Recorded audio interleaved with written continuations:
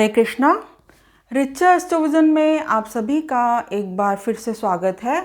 आज हम फिर से एक बहुत ही इम्पॉर्टेंट टॉपिक पर बात करने वाले हैं और वो है कि अगर हमारे बर्थ चार्ट में राहु का इन्फ्लुएंस बहुत ज़्यादा है, राहु एनर्जी जो है हमारे जीवन में या हमारे बर्थ चार्ट में बहुत ज़्यादा है, तो उसके क्या साइंस हैं, क्या उसके लक्षण हैं और उस नेगेटिव प्रभाव को कम करने के लिए हम किन रेमेडीज़ को जो हैं वो अपना सकते हैं। तो आइए शुरुआत करते हैं।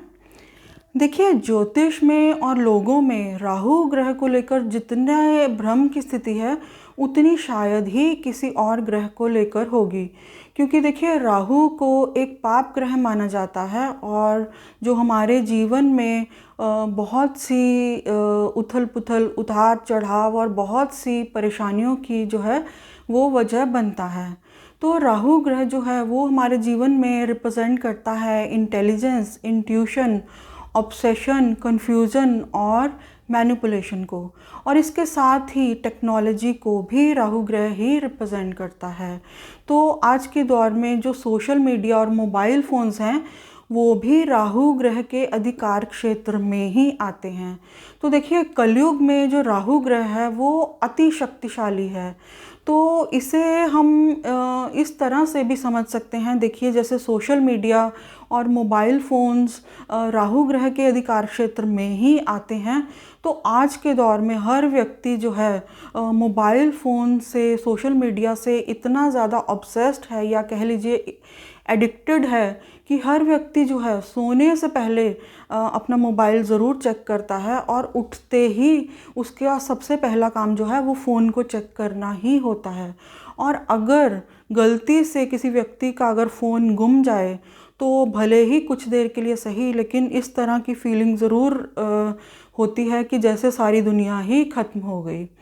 तो अक्सर जो लोग देर रात तक ऑनलाइन रहते हैं, बहुत ज़्यादा सोशल मीडिया से, फ़ोन से एडिक्टेड हैं और घंटों देर रात तक जो है अपना समय इसी तरह बिताते हैं, तो कितना समय निकल गया इस बात का उन्हें ध्यान ही नहीं रहता।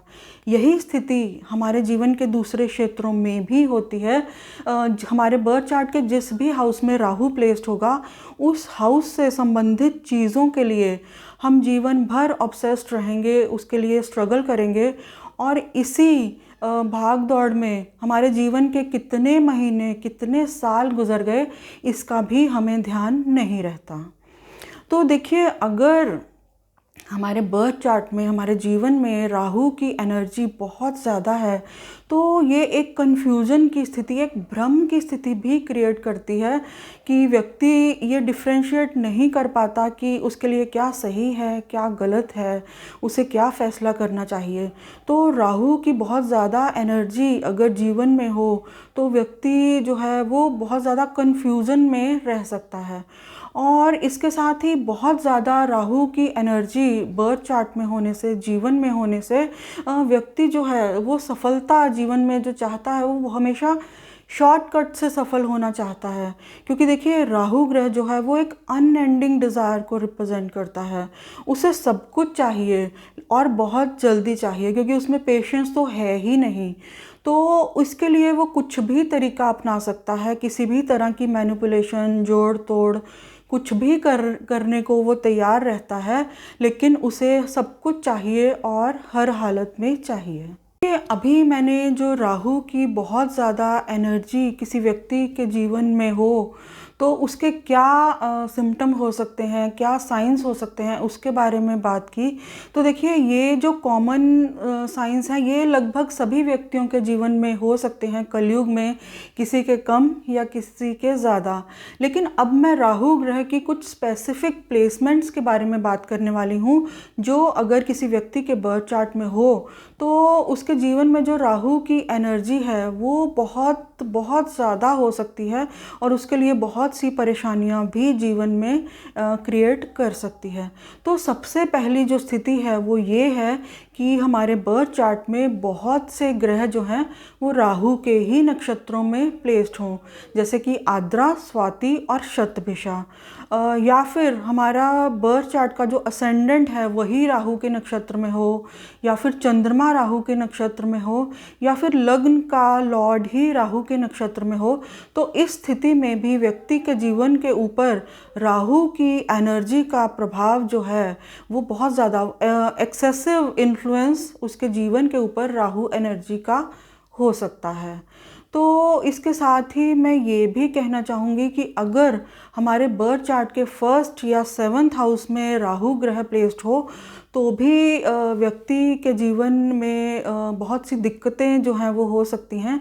जैसे कि हालांकि ये स्थिति व्यक्ति को जो है इंटेलिजेंट तो बनाती है, इंट्यूटिव भी बनाती है, लेकिन व्यक्ति के माइंड में जो है एक कन्फ्यूजन जो है वो हमेशा रह सकता है, और व्यक्ति जो है अपनी सोशल इमेज को लेकर बहुत कॉन्शियस भी हो सकता है, ऑब्सेसिव भी हो सकता है। और इसके साथ ही ये प्लेसमेंट व्यक्ति को जो है बहुत ज़्यादा डिसेप्टिव भी बना सकती है अगर इसके ऊपर दूसरे पाप ग्रहों का प्रभाव भी हो।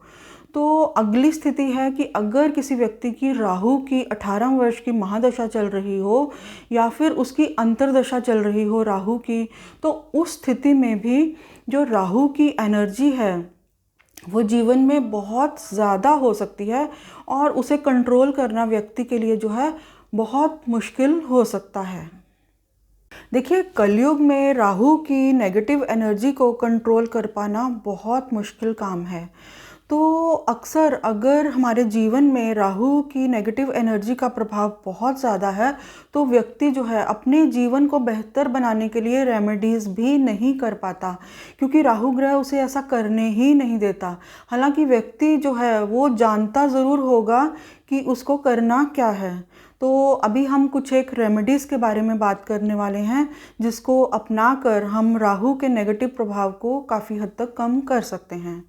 तो सबसे पहले देखिए, सरस्वती देवी जो हैं वो राहु की अधिष्ठात्री देवी मानी जाती हैं।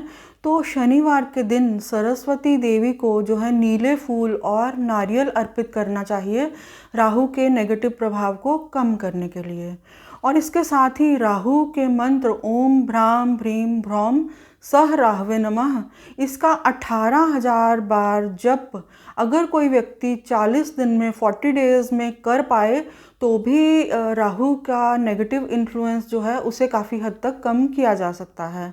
हर अमावस्या को 4 नारियल जो हैं वो राहुदेव को अर्पित किए जा सकते हैं उसके नेगेटिव प्रभाव को कम करने के लिए। और इसके साथ ही राहु काल, प्रतिदिन राहु काल के समय भी राहु के मंत्रों का जप भी बहुत अच्छा फल व्यक्ति को दे सकता है। तो इसके साथ ही मैं ये भी कहना चाहूँगी कि जुपिटर यानी कि बृहस्पति ही एकमात्र ऐसा ग्रह है जो राहु की नेगेटिव एनर्जी को कंट्रोल कर सकता है। तो जीवन में राहु के नेगेटिव प्रभाव को कम करने के लिए जो है जुपिटर एनर्जी, बृहस्पति ग्रह की एनर्जी को जो है बहुत ज़्यादा स्ट्रॉन्ग किया जाना ज़रूरी है। तो आखिर में मैं ये कहना चाहूँगी कि देखिए, अक्सर लोग जो हैं 2-4 बार रेमेडीज़ करने के बाद जो है उन्हें छोड़ देते हैं, लेकिन जैसा कि सब जानते हैं कि कलयुग में राहु की नेगेटिव एनर्जी को कंट्रोल कर पाना बहुत मुश्किल काम है। तो इस स्थिति में व्यक्ति को राहु की रेमेडीज़ तब तक रेगुलरली करते रहना चाहिए जब तक कि उसके जीवन से राहु ग्रह का नेगेटिव प्रभाव जो है वो पूरी तरह से समाप्त नहीं हो जाता। तो ये था मेरा छोटा सा विश्लेषण। अगर आपको मेरा ये वीडियो अच्छा लगा हो तो प्लीज़ मेरे चैनल को सब्सक्राइब करें, मेरे वीडियो को लाइक करें। हरे कृष्णा।